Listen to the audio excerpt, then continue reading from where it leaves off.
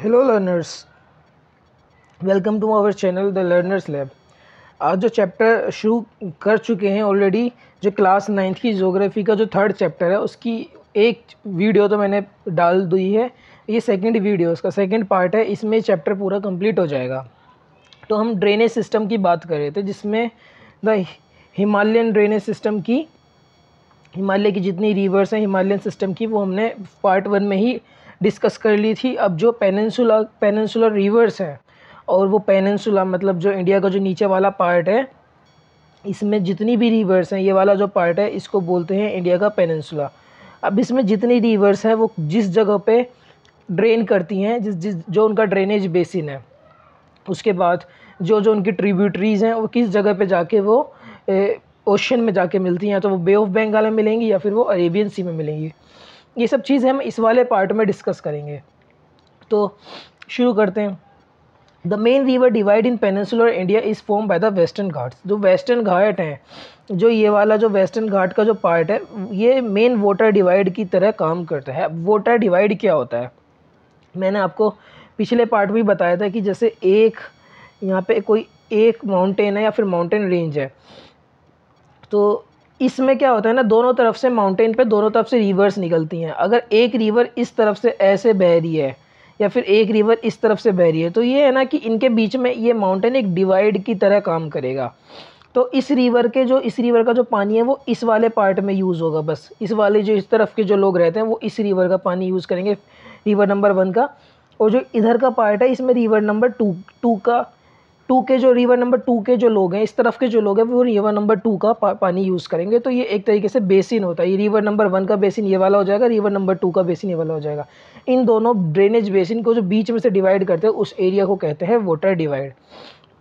तो वेस्टर्न घाट जो है, ये वेस्टर्न घाट एक माउंटेन रेंज है जो इंडिया के पेनिनसुला में वेस्ट की तरफ है, और ईस्ट की तरफ ईस्टर्न घाट है। तो वेस्टर्न घाट के बारे में हम बात कर रहे हैं। तो वेस्टर्न घाट किसका काम कर रहा है, एक अच्छा खासा एक वाटर डिवाइड फॉर्म करता है वेस्टर्न घाट, जिसके ईस्ट की तरफ भी कुछ रिवर जाती हैं और जिसके वेस्ट की तरफ भी और ईस्ट की तरफ भी दोनों तरफ रिवर फ्लो करती हैं। उसमें रिवर, द पेनिनसुला की जो रिवर्स हैं, उनमें जो इम्पोर्टेंट रिवर्स हैं वो हैं एक महानदी, गोदावरी, कृष्णा, कावेरी। ये ईस्ट की तरफ फ्लो करती हैं, मतलब वो इस तरफ की तरफ फ्लो करती हैं, ये इंपॉर्टेंट रिवर्स में आती हैं। और जो रिवर वेस्ट की तरफ फ्लो करती हैं, उसमें एक नर्मदा है, नर्मदा के बाद एक तापी रिवर है। ये दोनों क्या है ना, ये वेस्ट की तरफ इस तरफ फ्लो करती हैं, बाकी सब जो ईस्ट की तरफ फ्लो करती थी। ये चीज़ आपको बिल्कुल याद रखना है कि कौन सी रिवर ईस्ट की तरफ फ्लो करती है, कौन सी रिवर वेस्ट की तरफ फ्लो करती है। जो ईस्ट की तरफ फ्लो कर रही है वो बे ऑफ बंगाल में जाकर ड्रेन होगी, जो वेस्ट की तरफ फ्लो कर रही है वो अरेबियन सी में जाकर ड्रेन हो जाएगी। ये चीज़ आपको याद रखनी है। अब एक एक करके जितनी भी रिवर्स के बारे में बात करी है, उनका एक एक करके उन इम्पोर्टेंट रिवर्स के बारे में हम डिस्कस करते हैं। अब उसके बाद कुछ और रिवर्स भी हैं जिनके बारे में बिल्कुल सेपरेटली डिस्कस करना इतना ज़रूरी नहीं है, लेकिन उनका सिर्फ नाम पढ़ लेना वही काफ़ी है। तो सबसे पहले हम नर्मदा रिवर, नर्मदा बेसिन की बात करते हैं। कहाँ पे निकलती है नर्मदा रिवर? नर्मदा रिवर देखो ये वाली रिवर है, यहाँ से निकल रही है नर्मदा रिवर। ये कौन सी जगह से? यहाँ से, इन वाले माउंटेन रेंज से निकलती है, जिसको बोलते हैं हम अमरकंटक हिल्स। मध्य प्रदेश में ये माउंटेन है, वहाँ से ये निकलती है। उसके बाद ये जब चलती है, ये किसकी तरफ चलती है? वेस्ट की तरफ चल रही है। तो ये रिफ्ट वैली में होके पास होती है। रिफ्ट वैली कैसी होती है कि रिफ्ट वैली बनती है फोल्टिंग से। फोल्टिंग मतलब जैसे कोई ज़मीन है, ज़मीन में बीच में कोई फॉल्ट आया, इस तरीके से फॉल्ट आ गया और वो ज़मीन यहाँ से नीचे बैठ गई। दोनों तरफ दो फॉल्ट आई इस ज़मीन में, और ये ज़मीन नीचे, इस तरफ से ज़मीन नीचे बैठ गई। तो क्या होता है ना कि यहाँ पे एक इस तरीके से वैली फॉर्म हो जाती है। अब इस वैली में एक रिवर पास होने लग जाती है, उसको बोलते हैं हम रिफ्ट वैली बोलते हैं उसको। तो ये जो नर्मदा रिवर है, ये एक रिफ्ट वैली में से पास होती है, और ये पूरा अपना जितना भी इसका जो रास्ता है, ये रिफ्ट वैली से होकर ही निकलती है। लास्ट में आगे अरेबियन सी में आके ड्रेन हो जाती है। अब नर्मदा रिवर जब वहाँ से निकलती है तो काफ़ी ज़्यादा खूबसूरत वहाँ पे लोकेशन देती है, टूरिस्ट स्पॉट देती है, जिसमें सबसे ज़्यादा इंपॉर्टेंट है एक मार्बल रॉक। मार्बल रॉक क्या होता है कि एक इस तरीके का रिफ्ट वैली होती है, ये जिसको हम जॉर्ज बोलते हैं। ये रहा मार्बल रॉक का, मैंने ऊपर फोटो दे रखा है ये वाला। ये देखना, यहाँ पे मार्बल का इस तरीके से कट करके एक खूबसूरत सा रास्ता बना है। यहाँ पे टूरिस्ट कुछ घूम रहे हैं बोट वगैरह में, तो ये काफ़ी खूबसूरत एक टूरिस्ट स्पॉट भी बनता है। दूसरा जो है धुआंधार फॉल्स जो है ये धुआंधार फॉल्स हैं। ये नर्मदा रिवर में इन दोनों से रिलेटेड डायरेक्ट क्वेश्चन भी आ जाता है कि नर्मदा रिवर की जो टूरिस्ट स्पॉट हैं फेमस वो कौन कौन से, तो आपको लिखना होगा मार्बल रॉक और धुआंधार फॉल्स, ये इसका इम्पोर्टेंट है। अब ट्रिब्यूटरीज क्या होता है कि कोई भी रिवर अगर पास हो रही है कहीं से तो उसमें छोटी छोटी रिवर्स उसको ज्वाइन करती हैं। तो इसमें नर्मदा में कौन कौन सी रिवर ज्वाइन करती हैं, वो काफ़ी बड़ी नहीं है। नर्मदा की जो ट्रिब्यूटरीज हैं वो काफ़ी छोटी हैं। इसमें कई सारी जितनी भी ट्रिब्यूटरी हैं, इतना उनका नाम याद रखना ज़रूरी नहीं है, लेकिन एक याद रखना है कि नर्मदा में जितनी ट्रिब्यूटरीज़ हैं वो 90 डिग्री पे ज्वाइन हो रही है। मतलब इस तरफ से भी, राइट से भी 90 डिग्री, नॉर्थ से भी, जितनी ट्रिब्यूटरीज़ है सारी नर्मदा में 90 डिग्री पे ज्वाइन होती हैं। ये बात आपको याद रखनी है। और कौन कौन सी जगह में नर्मदा का जो पानी जो ड्रेनेज बेसिन बनाता है, कौन कौन से स्टेट में ये ड्रेनेज बेसिन बनाता है, जिसमें सबसे पहला है मध्य प्रदेश और गुजरात। मध्य प्रदेश और गुजरात में इसका ड्रेनेज बेसिन बनाया जाता है नर्मदा रिवर का। अब नर्मदा रिवर के बारे में इतना ही काफ़ी है। उसके बाद हम तापी रिवर की बात करते हैं। तापी रिवर कहाँ से निकलती है, सतपुड़ा रेंजेस से।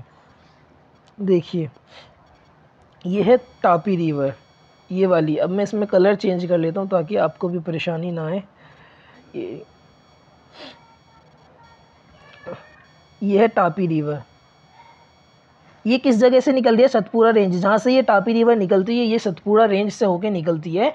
मध्य प्रदेश में है, एक डिस्ट्रिक्ट का नाम है बैतूल डिस्ट्रिक्ट, वहाँ से होके ये तापी रिवर निकलते हैं। ज़्यादा बड़ी नहीं है, इसकी जो है नर्मदा के, अगर नर्मदा से कंपेयर करें तो इसकी काफ़ी ज़्यादा शॉर्ट है। और जो ये ड्रेनेज बेसिन कवर करती है वो है कुछ पार्ट मध्य प्रदेश का, कुछ पार्ट गुजरात का, कुछ पार्ट महाराष्ट्र का। ये वेस्टर्न घाट और अरेबियन सी के बीच में ही इसका कोस्टल प्लेन है। और जो इसमें कुछ जो ये रिवर है ये बिल्कुल नर्मदा से पैरेलल होकर एक रिफ्ट वैली में ही बहती है। रिफ्ट वैली मैंने आपको नर्मदा वाले में बता दिया था कि वो कैसी होती है। ये तापी रिवर जो है नर्मदा से बिल्कुल पैरेलल होकर चलती है। Hence the coastal rivers are short. The main west flowing rivers are Sabarmati, माही और भरतपुझा एंड परियर। अब इसके बाद कुछ जो ज़्यादा वेस्ट फ्लोइंग रिवर्स हैं जिनके बारे में सेपरेटली पढ़ना तो ज़रूरी नहीं है, लेकिन फिर भी उनके बारे में एक बार देख लें तो वो साबरमती, माही, भरतपुझा एंड पेरियर, ये 4 रिवर और हैं जो वेस्ट फ्लोइंग रिवर जो इस तरफ फ्लो करती हैं। ये 4 रिवर के आपको नाम याद रखना ज़रूरी है। सबसे पहले मैंने आपको बताया था नर्मदा, उसके बाद तापी, फिर उसके बाद साबरमती, माही, भरतपुझा एंड पेरियर। ये 6 रिवर जो हैं ये वेस्ट फ्लोइंग रिवर्स हैं। उसके बाद हम ईस्ट फ्लोइंग रिवर्स पर आते हैं जो वेस्ट से ईस्ट की तरफ बहती हैं। उसके बाद ये बे ऑफ बंगाल में आके ड्रेन हो जाती हैं। अब उन रिवर की अगर हम बात करें तो सबसे पहले जो इम्पोर्टेंट रिवर है वो है गोदावरी। तो हम गोदावरी बेसिन के बारे में पढ़ते हैं। ये सबसे बड़ी रिवर है, पेनिनसुला की सबसे बड़ी रिवर अगर हम बात करें तो वो गोदावरी ही है। ये वेस्टर्न घाट के जो वेस्टर्न घाट, ये वाला जो माउंटेन रेंज है वेस्टर्न घाट, उसके ईस्टवर्ड स्लोप, मतलब ईस्टवर्ड, ये वेस्टर्न घाट जो है ना इस तरीके से माउंटेन की रेंज है। जैसे आप देखते हैं ना एक माउंटेन की इस तरीके से रेंज बनती है, ये वेस्टर्न घाट जो है ना इस तरीके से माउंटेन रेंज है, इसके ईस्ट की तरफ बहती है गोदावरी। देखो ये निकल के आई गोदावरी और इतनी लंबी यहाँ से होके होके होके यहाँ तक आके मिल रही है। तो ये क्या होती है लार्जेस्ट पेनिनसुलर रिवर, जो इंडिया का जो नीचे वाला हिस्सा है, पेनिनसुला वाला जो पार्ट है, उसकी सबसे बड़ी रिवर जो है वो है गोदावरी।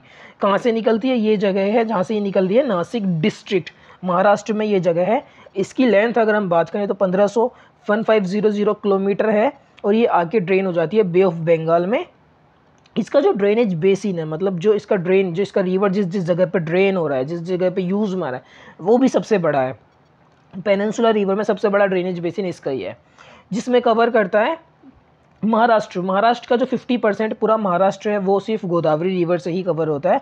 मध्य प्रदेश, उड़ीसा, आंध्र प्रदेश, इन 4 स्टेट में इसका ड्रेनेज बेसिन है। अब इसकी कुछ ट्रिब्यूटरीज़ की बात करें कि इसमें और जो रिवर्स हैं छोटी मोटी जो इसमें ज्वाइन होकर इसको और बड़ी बनाती हैं, तो उन ट्रिब्यूटरीज़ में आती है सबसे बड़ी, सबसे अच्छी पूर्णा, फिर वर्धा, प्रणहिता, मांजरा एंड वैनगंगा एंड पानगंगा। ये 6 इनका नाम है ट्रिब्यूटरीज। हालांकि ये बिल्कुल भी इंपॉर्टेंट नहीं है, मेन तो गोदावरी है। इसकी ट्रिब्यूटरी याद रख लो, फिर भी इतनी इंपॉर्टेंट नहीं है याद करने के लिए।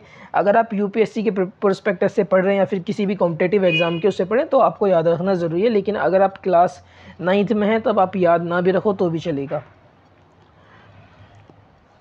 इतनी बड़ी ये रिवर है, इसके बाद इतना बड़ा ये ड्रेनेज बेसिन कवर कर रहा है, तो इसको हम दक्षिण गंगा के नाम से भी बोलते हैं। एक है मेन गंगा, लेकिन नीचे अगर पेनिनसुला में बात करें तो इसको दक्षिण गंगा दक्षिण गंगा का नाम भी गोदावरी को दिया गया। अब डायरेक्ट क्वेश्चन आ जाएगा कि कौन सी रिवर को हम दक्षिण गंगा कहते हैं, तो उसमें आपको आंसर लिखना है गोदावरी।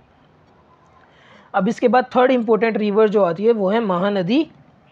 महानदी रिवर, जो महानदी बेसिन के बारे में थोड़ा सा पढ़ते हैं। कहाँ से निकलती है महानदी रिवर? आइलैंड्स ऑफ, इसको मैंने सब अभी फ़िलहाल के लिए मिटा दिया है।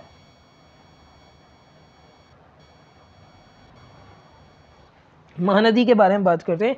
हाईलैंड्स ऑफ छत्तीसगढ़, महानदी कहाँ पे करती है? हाईलैंड्स ऑफ छत्तीसगढ़, छत्तीसगढ़ से होकर महानदी निकलती है।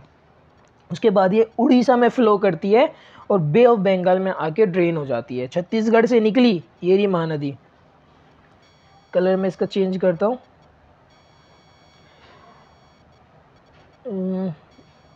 ये नहीं, ये रहा, ये रही महानदी, ये रहा छत्तीसगढ़।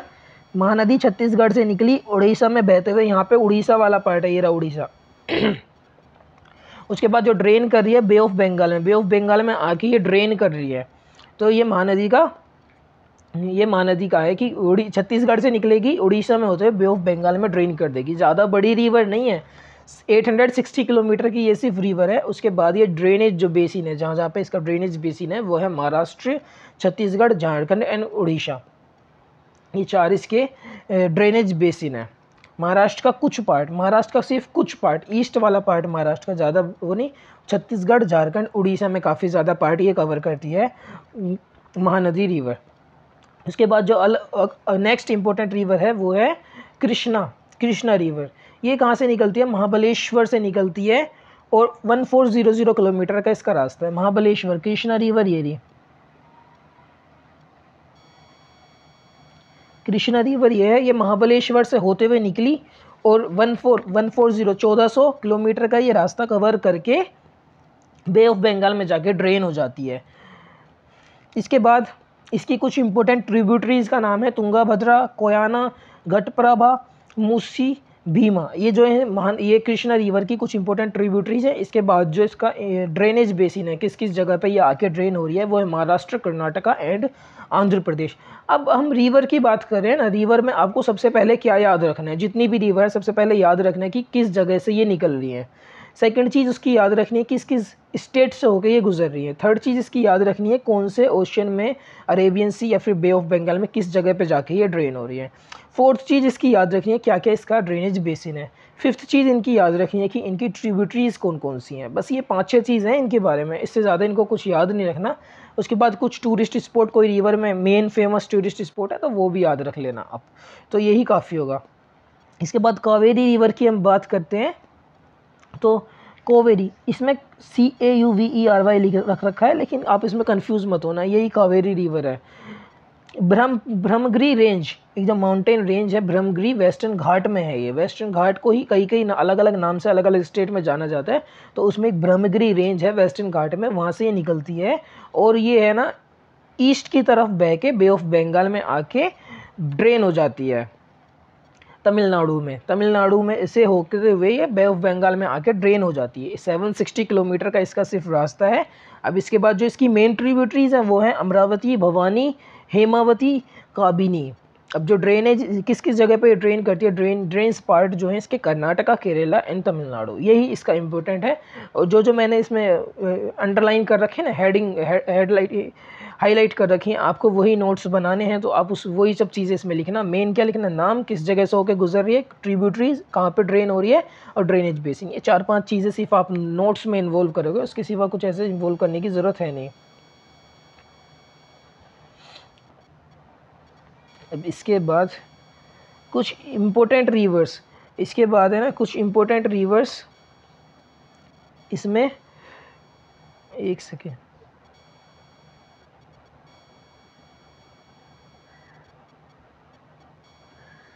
कुछ इम्पोर्टेंट रिवर्स जो ईस्ट की तरफ फ्लो कर रही हैं, जिनके बारे में एक एक चीज़ सेपरेटली पढ़ना तो ज़रूरी है नहीं, लेकिन फिर भी पढ़ लेना चाहिए, नाम तो उनके पता होने चाहिए। जिसमें सबसे पहली है दामोदर, ब्राह्मणी, बैतारणी एंड सुबर्ण रेखा।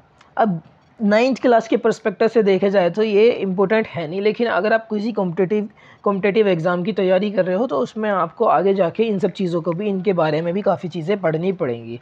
अब रिवर वाला जो पार्ट है वो यहाँ पे ही कंप्लीट होता है। उसके बाद कुछ हम लेक्स के बारे में बात करेंगे, लेक्स कहाँ पे कैसे। उसके बाद लेक्स के बारे में हम फिर रिवर्स की जो इम्पोर्टेंस है इकोनॉमी में वो हम इसके बाद डिस्कस करेंगे।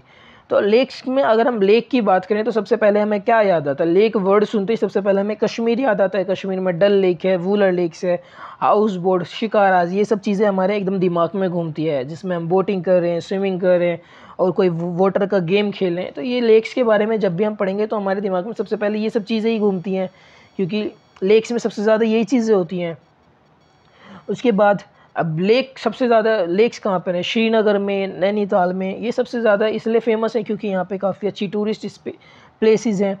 अब ये सब चीज़ें तो अलग बात है, लेकिन एक लेक का जो मेन रोल है कि वो काफ़ी ज़्यादा यूज़फुल है ह्यूमन बींग्स के लिए अलग अलग तरीके से।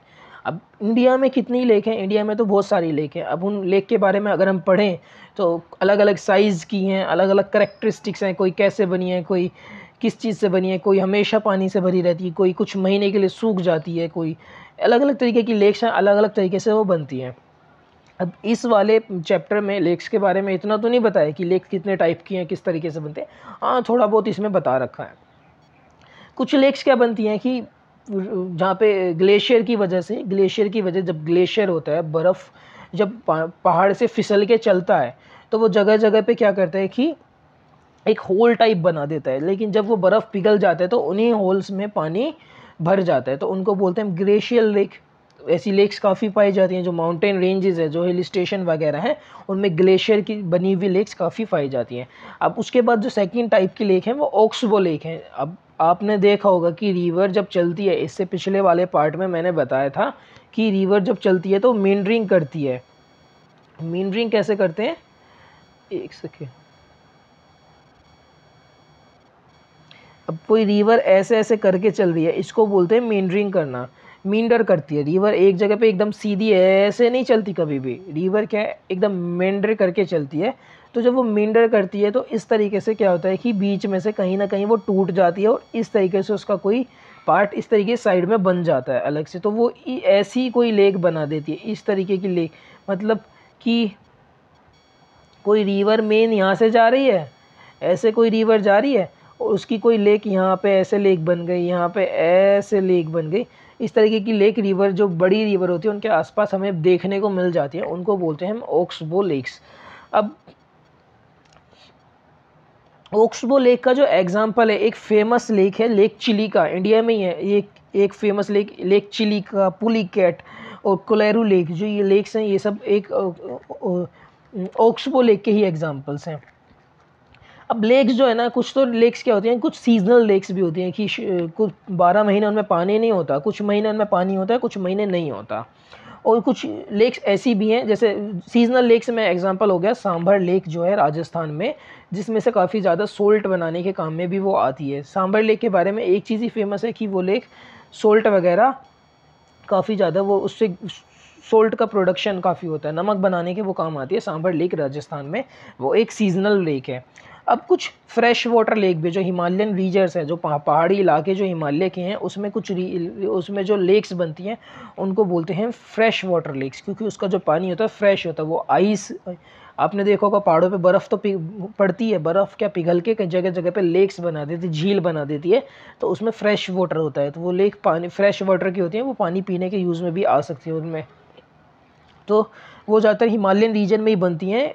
ये ग्लेशियर से बनती है, जो बर्फ़ का जो ग्लेशियर होता है उनके पिघलने से बनती है, जिसमें सबसे ज़्यादा अच्छी, सबसे बड़ी लेक जो है Wular lake in Jammu and Kashmir.